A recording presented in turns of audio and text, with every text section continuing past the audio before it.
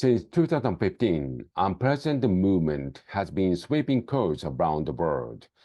Groups of young plaintiffs, some as young as 7, are suing the government for their inaction on tackling climate change. For example, in the winter of 2018, 25 young Colombians, including indigenous youths, sued the government for failing to reduce deforestation in the Amazon and fall short on climate promises.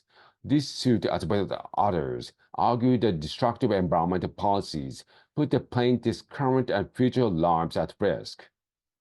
Climate inaction violates their basic human rights, specifically the right to a healthy environment, health, food, and water. But what do human rights have to do with the environment? Do you have the right to breathe clean air, to live in the world with white rhino, polar bears, and lima leaf frogs? What about the right to mangroves and coral reefs? The first international document to outline human rights was adopted in the newly formed United Nations in 1948 against the backdrop of two world wars marked by countless atrocities and the barbaric acts. This document, known as the Universal Declaration of Human Rights, or UDHR, describes the inherent freedom that belongs to all people, no matter who they are, where they live, and which can't be granted or revoked.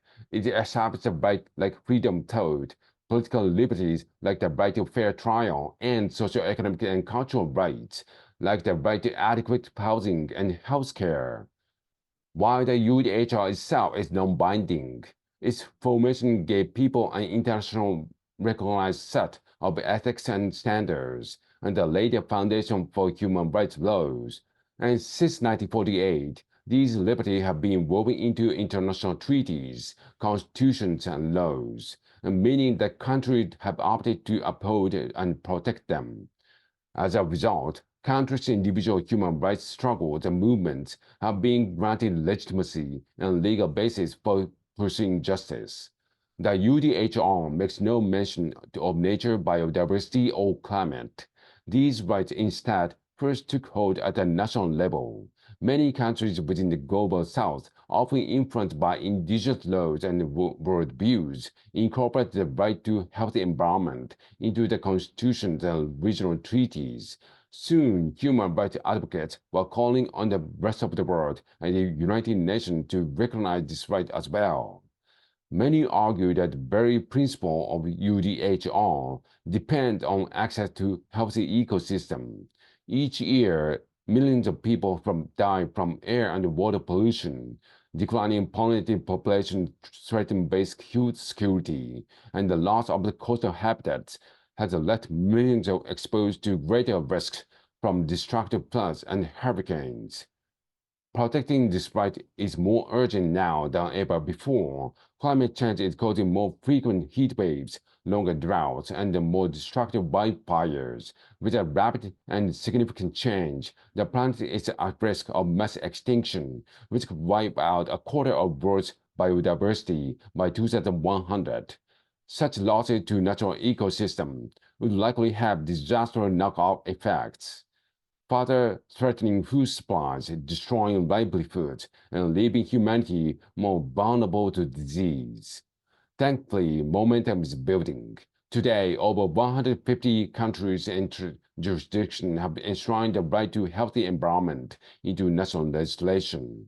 On April 1st, 2018, the Colombian Supreme Court ruled in favor of young plaintiffs, but finding that government was legally obliged to reduce deforestation and greenhouse gas emissions in order to protect the right and present future generations. This case and similar historical wins by young people in the court of the Netherlands, Germany, and the US has inspired others to take up the cause.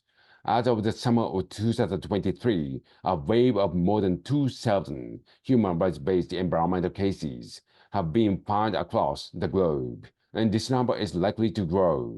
In 2022, an overwhelming majority of UN General Assembly states came together to keep human rights aligned to a changing world by recognizing the right to clean, healthy and sustainable environment. It will take unprecedented global cooperation to reduce greenhouse gas emissions, stop deforestation, and keep our waterways clean. These court cases are a powerful first step to hold government accountable, to give future generations a better chance to breathe clean air and live in the world with white rhinos, polar bears, and coral reefs for years to come.